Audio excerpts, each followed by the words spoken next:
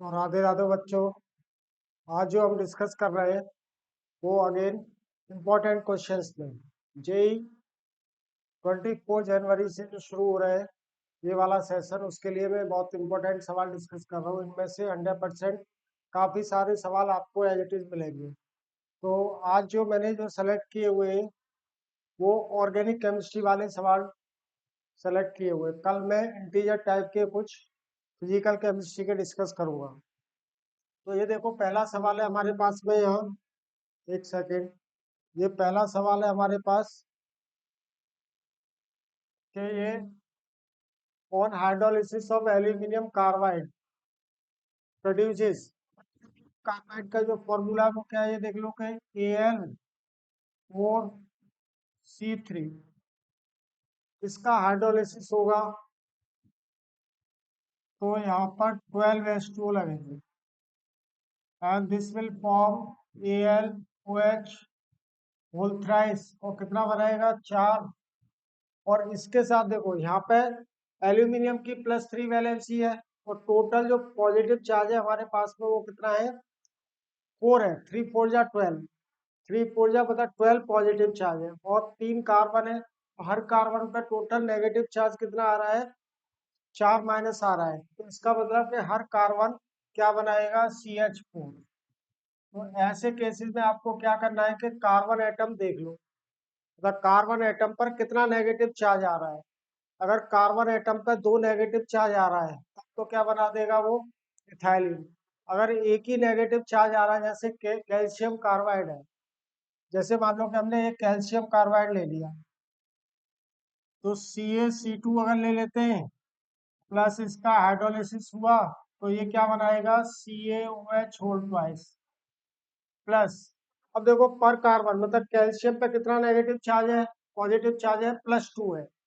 तो इस वाले पर कार्बन एटम कितना हो गया -1 चार्ज। इसका मतलब कि दो कार्बन एटम्स के बीच में कितना बॉन्ड है 3 बॉन्ड है, और -1 चार्ज से ये क्या बनाएगा एसीटन।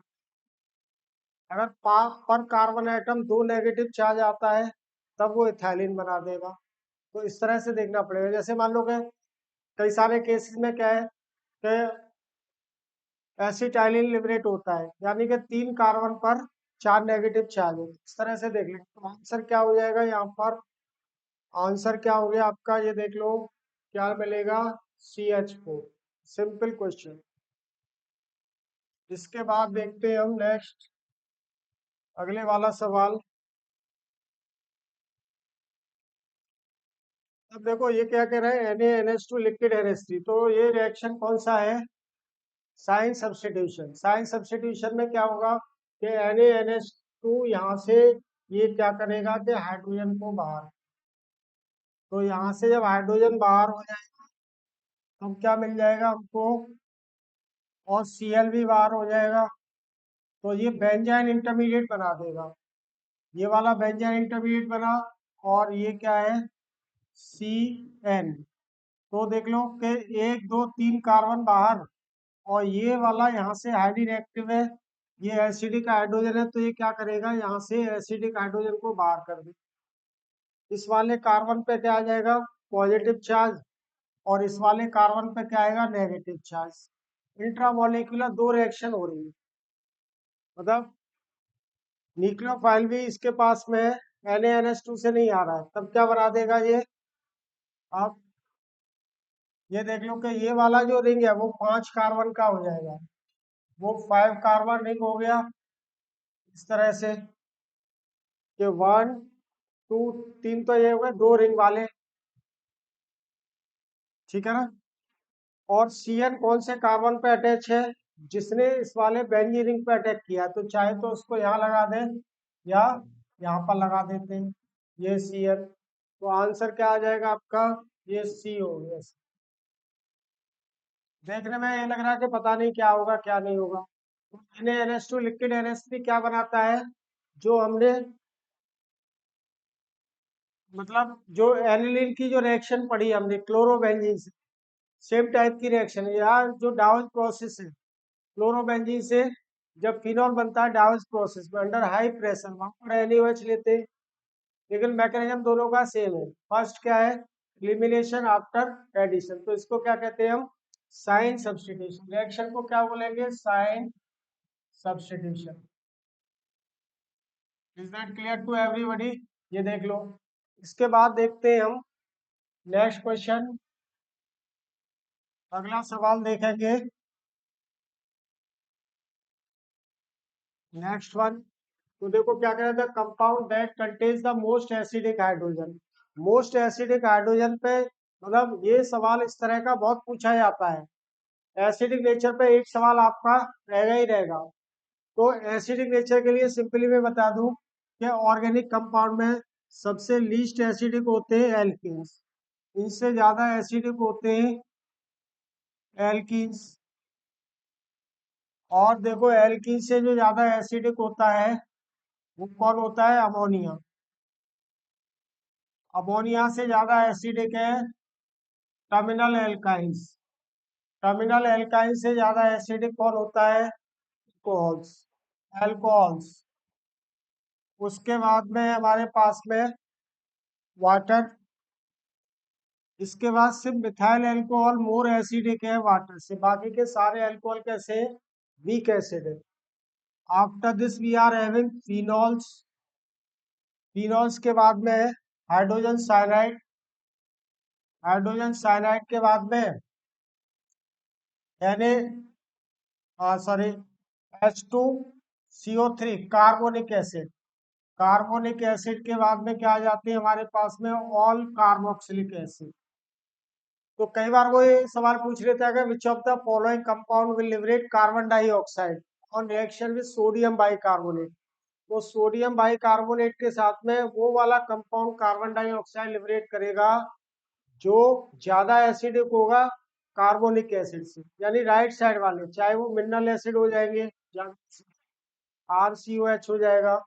फिनॉल नहीं रिएक्ट करेगा, फिनॉल में इसका डेरिवेटिव जैसे पिक्रिक एसिड है वो रिएक्ट करके CO2 लिबरेट करेगा। तो आंसर क्या आ जाएगा यहाँ पर, ये आंसर बी हो गया। ये देख लो, ये वाला ऑर्डर बहुत इंपॉर्टेंट है। अगर इस तरह का सवाल पूछा जाएगा तो वो यही से पूछेगा, इस वाले ऑर्डर को आप किसी भी तरह से याद कर लो, देख लो, ठीक है ना। या उनके कॉन्जुगेट बेस की बेसिक नेचर पूछ लेगा, तो इस तरह का भी सवाल पूछेगा। After this next question is, next one is the C2 epimer of D glucose. Glucose के जितने भी, देखो ये तो क्या है, फर्स्ट कार्बन है यहाँ पर, ये फर्स्ट कार्बन, ये सेकंड, थर्ड, फोर्थ, फिफ्थ और ये सिक्स। तो ईपीमर कहाँ पर पॉसिबल हो सकते हैं, सेकंड, थर्ड, फोर्थ पर। फिफ्थ में बेसिकली क्या है कि इसका साइक्लिक स्ट्रक्चर होता है, तो वो फिर क्या बन जाता है, एनोमेरिक कार्बन एटम, मतलब फर्स्ट कार्बन एनोमेरिक कार्बन हो जाता है, एनोमर बन जाता है। तो ये मैंने पहले से दोनों का स्ट्रक्चर बना दिया है। तो आप देख लो, ये तो क्या है कि बहुत ही इंपॉर्टेंट स्ट्रक्चर है ग्लूकोज का, कि ये बेसिक कंपाउंड हो गया। और डी आइसोमर कैसे पहचानेंगे, कि जो लोअर कार्बन है, तो लास्ट वाला जो कार्बन है कायरल कार्बन, उसमें अगर फिशर प्रोजेक्शन में राइट हैंड साइड पर OH है तो वो क्या रहेगा, डी आइसोमर। तो ये मैनोज का स्ट्रक्चर, तो इसका एक ही C2 ईपीमर है, वो क्या है, मैनोज है। तो D mannose is the C2 epimer of glucose. Galactose का स्ट्रक्चर याद कर लो, ग्लूकोज का, मैनोज का। तो ये तीन चार जो है हमारे पास में, फ्रक्टोज का, ये सारे इंपॉर्टेंट स्ट्रक्चर्स हैं, ठीक है। तो क्या आंसर हो जाएगा, ये आंसर आ गया D mannose. The C2 epimer of glucose is simply. इसके बाद देखते हैं नेक्स्ट, आफ्टर दिस, ये कह रहा था correct order of stability of the following carbocations.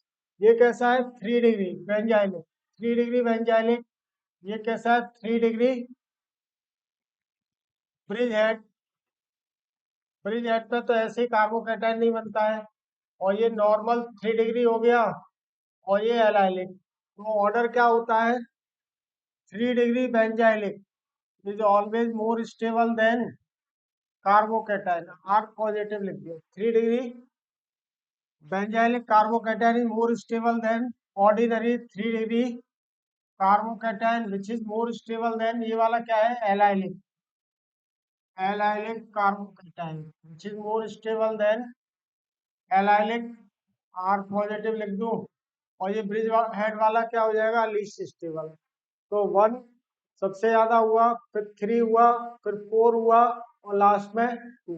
तो देख लो ऑर्डर 1 3 4 2। तो ये ऑर्डर आ गया हमारे पास में। कार्बोकेटाइन, कार्बोनाइल, फ्री रेडिकल, इनकी स्टेबिलिटी पे सवाल आएगा ही आएगा, चाहे वो डायरेक्ट ऑर्डर पूछ रहा है या कोई रिएक्शन के बेसिस पर ऑर्डर पूछ सकता है। ठीक है ना, आगे देखते हैं।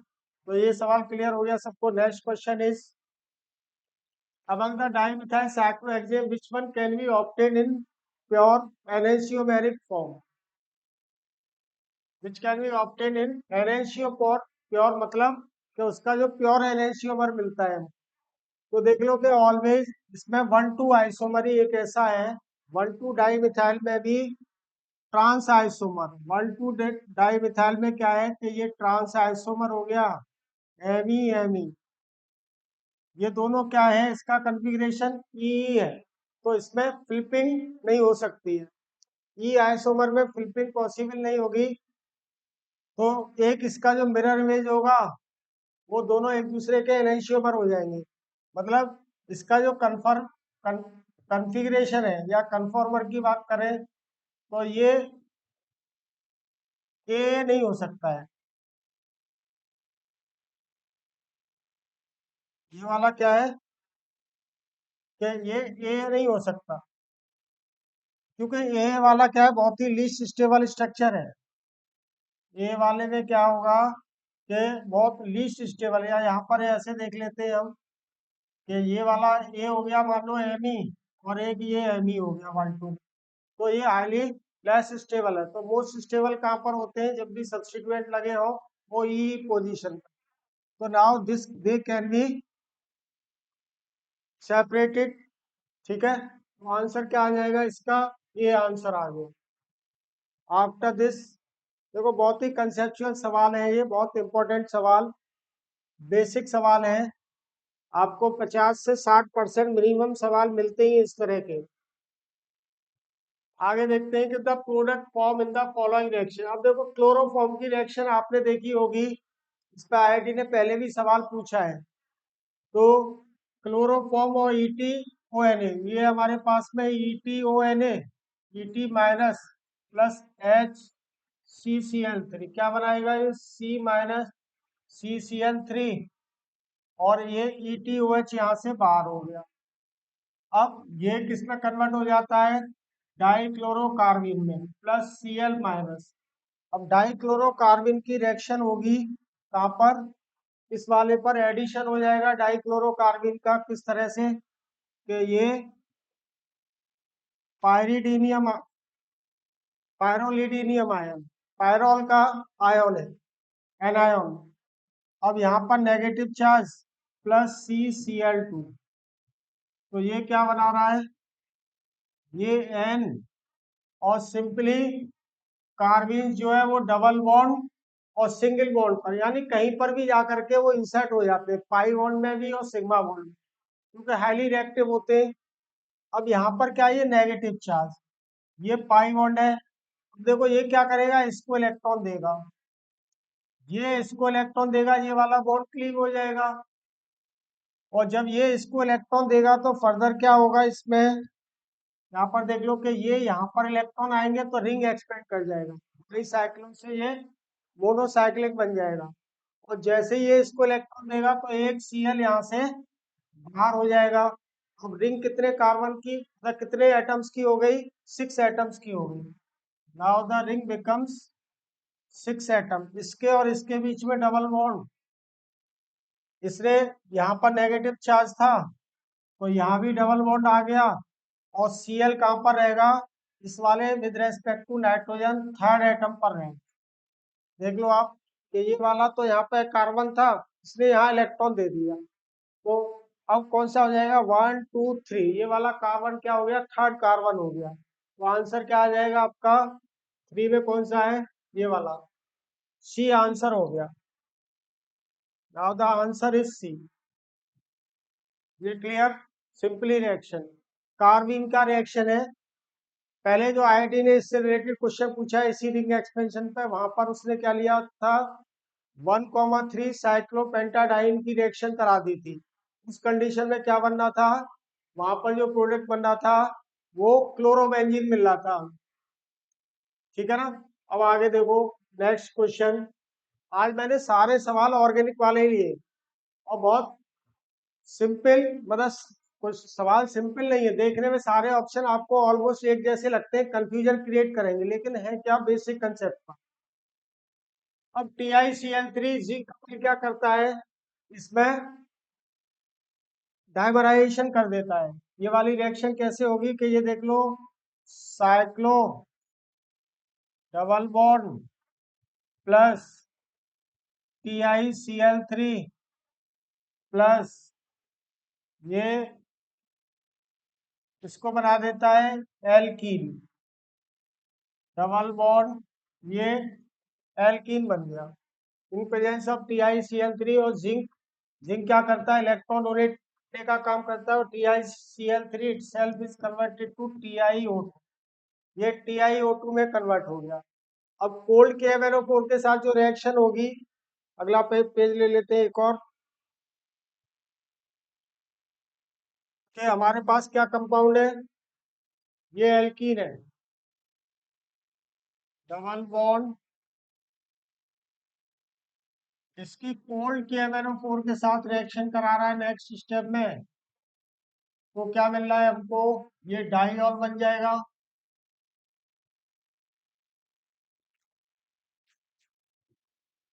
इसको ऐसे लिख देता हूँ, ठीक है। ये क्या बन गया, डाइऑल, यहाँ दो OH और एक OH ही, और इसकी रिएक्शन फिर करा रहा है कॉन्सेंट्रेटेड H2SO4 के साथ, यानी ये क्या हो गया, पीनाकोलोन रीअरेंजमेंट। तो इससे H पॉजिटिव यहाँ अटैक करेगा, H पॉजिटिव जब यहाँ पे अटैक करेगा तो इंटरमीडिएट क्या मिला, कि ये इंटरमीडिएट मिल गया हमको। मान लो कि इस वाले पे अटैक किया था इसने, और ये दूसरा रिंग OH हो गया। अब इसमें क्या होगा, रिंग एक्सपेंशन, यहाँ से ये इस पर आके माइग्रेट करेगा, तो ये वाला रिंग क्या हो जाएगा, 6 मेंबर रिंग, और ये क्या रहा, 5 मेंबर रिंग। ठीक है ना, तो इसको 6 मेंबर रिंग बना दिया, और इससे ये वाला क्या जुड़ा हुआ है, 5 मेंबर रिंग। अब देखो कि ये वाला कार्बन यहाँ पर आ गया है, कहीं पर भी इस तरह का कंफ्यूजन है तो सबसे बेस्ट तरीका क्या है कि आप नंबरिंग कर लो, कि ये फर्स्ट कार्बन हो गया, ये second, third, fourth, fifth, six, तो जो न्यू बॉन्ड बना वो 1 और 6 के बीच में, यानी कि ये मतलब ये 6, 5, 4, 3। नाउ अब देखो कि थर्ड कार्बन पर क्या है हमारे पास में, थर्ड कार्बन पर क्या है, कि ये OH लगा हुआ है यहाँ पर। ठीक है ना, थर्ड कार्बन पे क्या लगा हुआ है, OH लगा हुआ है। सॉरी, इसमें जो जो माइग्रेट करेगा वो थर्ड कार्बन माइग्रेट कर, ठीक है ना। इसको थोड़ा सा और सही कर देता हूँ, इसमें जो माइग्रेशन होगा बेसिकली किसका होगा, कि ये वाला थर्ड कार्बन यहाँ पर आएगा। थर्ड कार्बन क्यों आएगा वो भी दोबारा से बता देता हूँ, ऐसे नंबरिंग कर लेते हैं। तो ये अगेन क्या है हमारे पास इस तरह से है। अब देखो ये क्या, मान लो फर्स्ट कार्बन, ये second, third, fourth, fifth, six, उल्टी नंबरिंग कर दी। ये वाला बॉन्ड क्या ब्रेक होगा और ये इसमें माइग्रेट करेगा। ठीक है ना, क्योंकि यहाँ पर जो पॉजिटिव चार्ज बनेगा वो क्या हो जाएगा, ज्यादा स्टेबल हो जाएगा due to resonance with oxygen atom. Further क्या होगा, अब ये यहाँ से क्या है कि H पॉजिटिव लूज कर सकता है, ये इसको इलेक्ट्रॉन देगा, now it will lose H positive. एक कार्बन क्या हो गया, ये वाला 6 मेंबर डबल बॉन्ड O, और इस पर जो अटैच है वो क्या है, 5 कार्बन का। और थोड़ा सा सही कर लेते हैं इसको, ये क्या है, 5 carbon ring, now this is 5 carbon. अब देखो ऑप्शन चेक कर लेते हैं प्रीवियस पेज पर। तो एक कार्बन जो कीटोन वाला है वो तो क्या है 6 मेंबर रिंग, और उससे जो दूसरा जो रिंग अटैच है वो क्या है 5 कार्बन का। ऑप्शन क्या हो गया हमारा यहाँ पर, आंसर क्या आ गया ये देख लो, ये डी आंसर हो गया।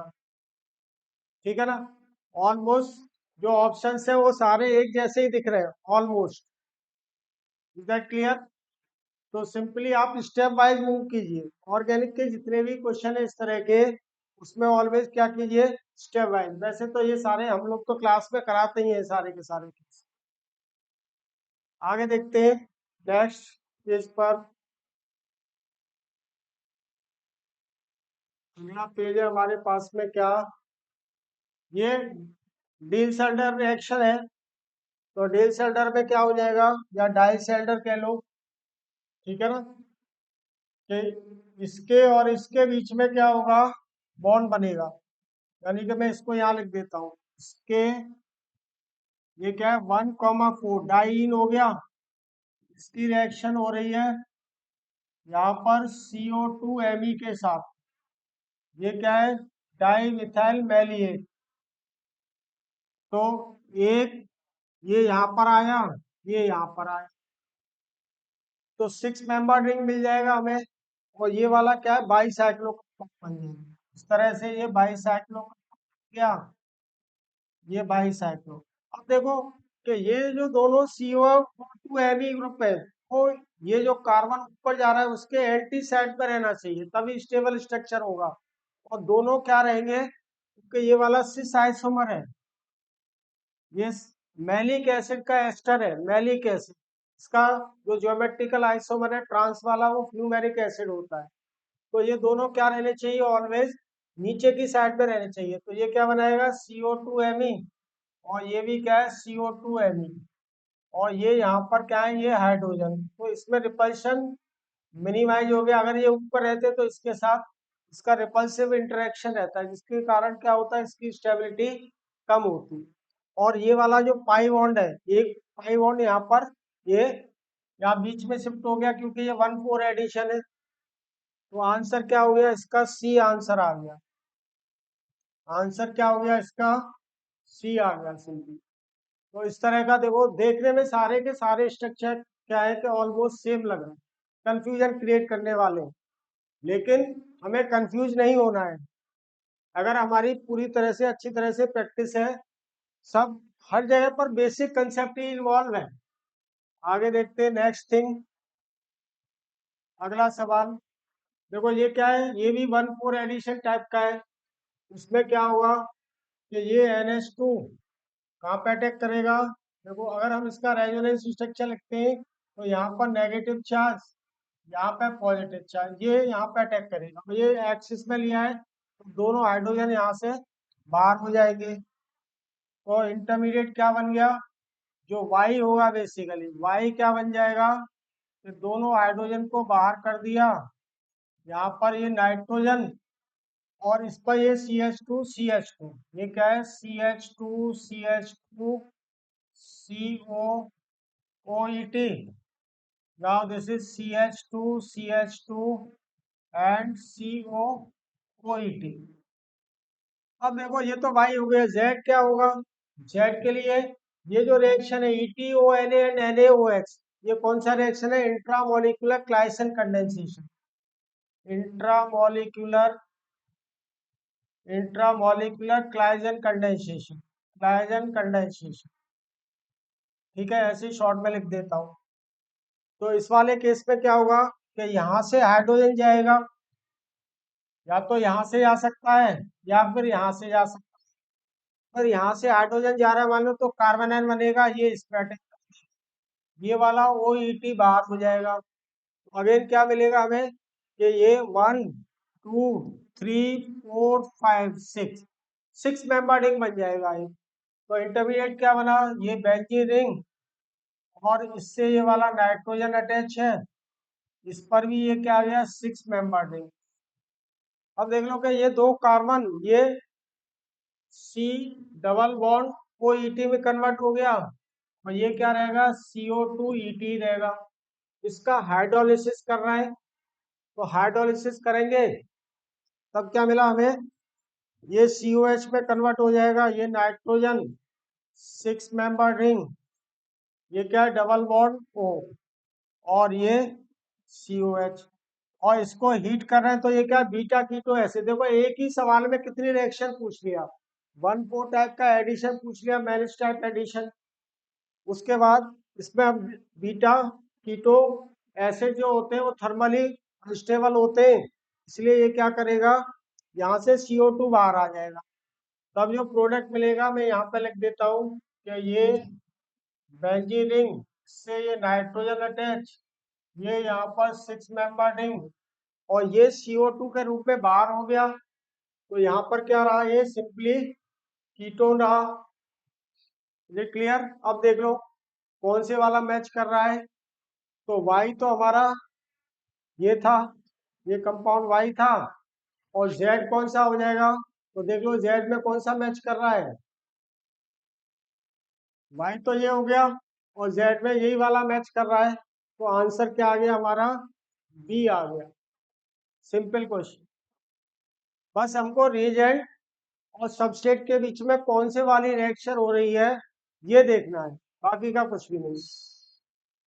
आफ्टर दिस नेक्स्ट क्वेश्चन, अब ये कह रहा था sequence of 3 steps involve in the following conversion, इस वाले कन्वर्जन के लिए कौन कौन सा स्टेप हो सकता है। तो पहली बात तो क्या है कि इसमें देखो ये दोनों ग्रुप मेटा पोजीशन पर आ रहा है, मेटा पोजीशन पर अगर ये आ रहा है तो पहले हमको क्या करना पड़ेगा, कीटोनिक ग्रुप एसाइलेशन से कीटोनिक ग्रुप आ जाएगा, तो फिडल क्राफ्ट एसाइलेशन करा दें, तो ये हमारे पास में बेंजीन रिंग इसकी रिएक्शन करा दी, मान लो ये हो गया हमारे पास क्या, Cl AlCl3 के साथ, AlCl3 के साथ एसाइलेशन करा दिया, तो ये कीटोन का इंसर्जन हो गया, ये 3 कार्बन का, ठीक है।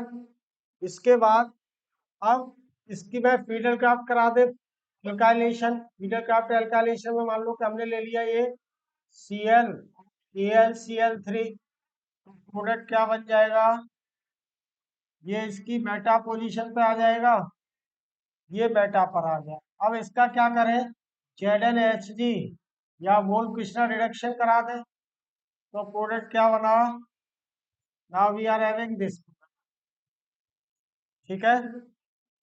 अब देख लो कि पहले एल्काइलेशन नहीं कराएंगे, एल्काइलेशन कराने से अगर इसका इंसर्जन होगा इसके अंदर तो ये ऑर्थो पैरा डायरेक्टर हो जाएगा, मेटा पर नहीं आएगा। तो पहले फीडर क्राफ्ट एसाइलेशन देखो कौन कौन से ऑप्शन है हमारे पास, बी एंड सी। उसके बाद फीडर क्राफ्ट एल्काइलेशन कराएंगे, रिडक्शन नहीं कराएंगे, रिडक्शन से तो फिर ये क्या बन जाएगा, ऑर्थो पैरा डायरेक्टर हो जाएगा।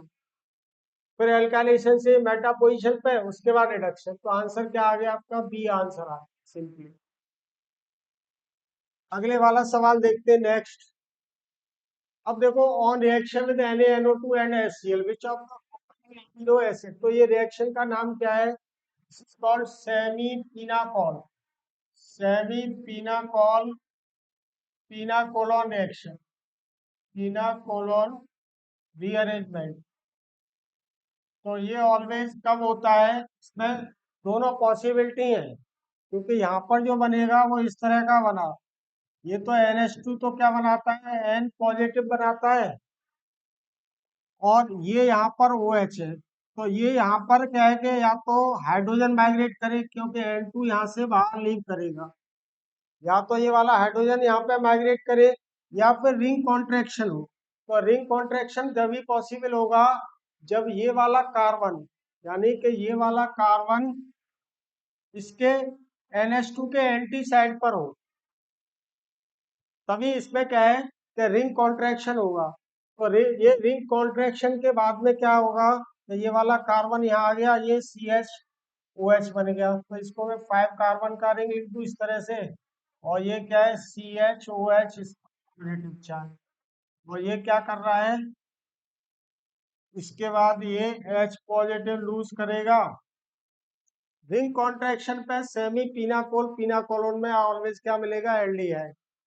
और अगर हाइड्राइड ट्रांसफर करता है यहाँ से, ये हाइड्राइड ट्रांसफर, हाइड्राइड ट्रांसफर अगर होता है तब हमें जो प्रोडक्ट मिलेगा वो साइक्लोहेक्सेन मिलेगा, हेक्सेनॉन, साइक्लोहेक्सेनॉन।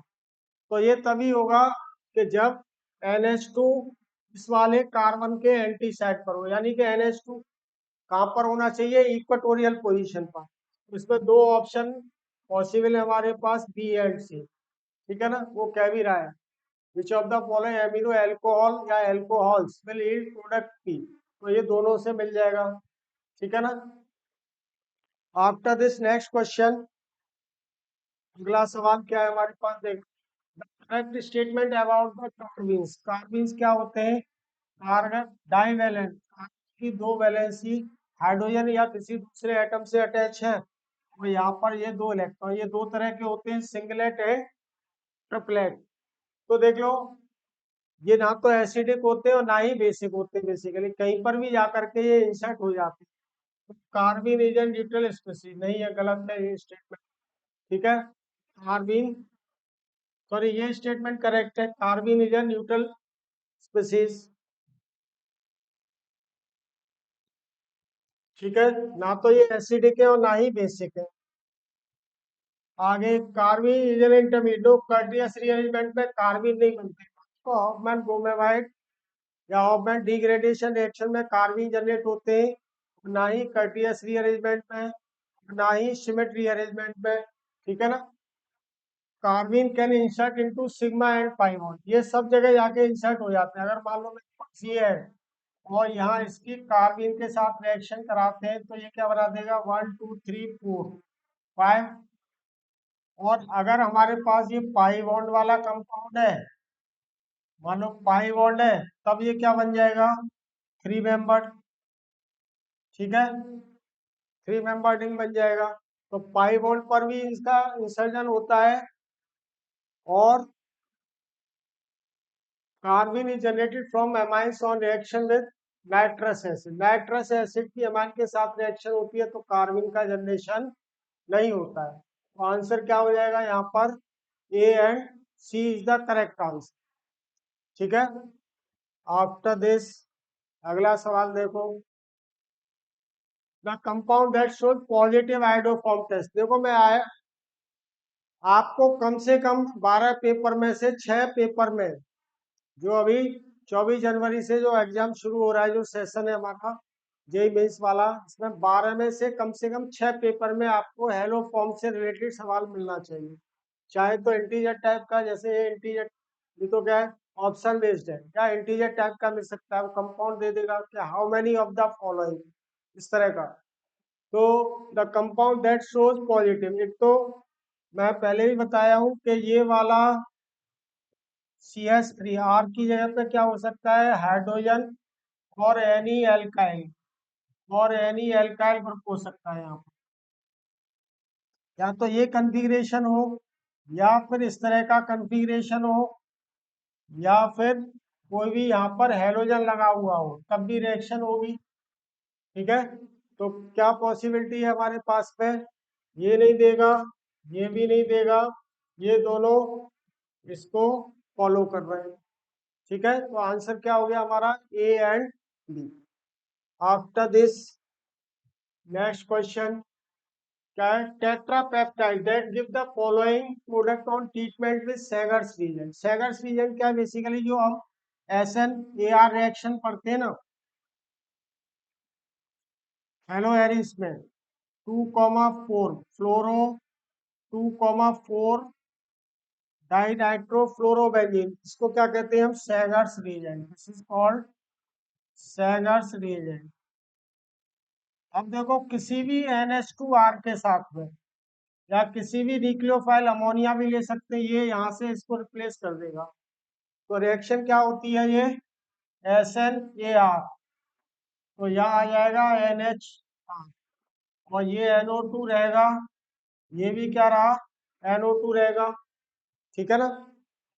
अब आप देखो कि वो ये कह रहा है कि किसी भी, हमने टेट्रापेप्टाइड, टेट्रापेप्टाइड को ले लिया।